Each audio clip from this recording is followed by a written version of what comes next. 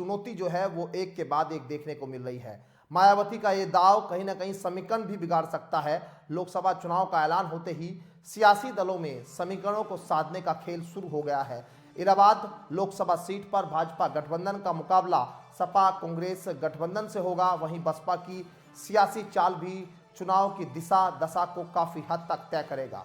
बसपा अकेले ही चुनाव लड़ने जा रही है। इससे सपा कांग्रेस के सामने अपने वोटों का बिखराव रोकने की चुनौती होगी। 2019 के लोकसभा चुनाव में भारतीय जनता पार्टी की प्रत्याशी रीता बहुगुणा जोशी ने 55.62% मत हासिल कर चुनाव जीता था। दूसरे स्थान पर सपा बसपा गठबंधन के प्रत्याशी राजेंद्र सिंह पटेल थे और जिन्होंने 34.89% वोट बटोरे थे।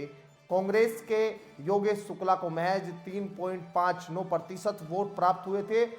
जबकि 2014 के लोकसभा चुनाव के परिणाम की बात करें तो भाजपा के प्रत्याशी श्यामा चरण गुप्ता ने 35.19% वोट पाकर चुनाव जीता था। दूसरे स्थान पर सपा के रेवती रमन सिंह थे और जिन्हें 28.24% वोट मिले थे। बसपा की केसरी देवी पटेल 18.18% और कांग्रेस की ओर से नंदगोपाल कुमार गुप्ता नंदी को इस चुनाव में 11.49% वोट मिले थे। 2014 के मुकाबले इलाहाबाद लोकसभा सीट पर 2019 में मोदी मैजिक ज़्यादा असरदार साबित हुआ था। मोदी मैजिक के चलते ही रीता बहुगुणा जोशी ने सपा बसपा के गठबंधन के प्रत्याशी को हराया था। 2019 के चुनाव में कांग्रेस पार्टी का वोट पूरी तरह से बिखर गया था।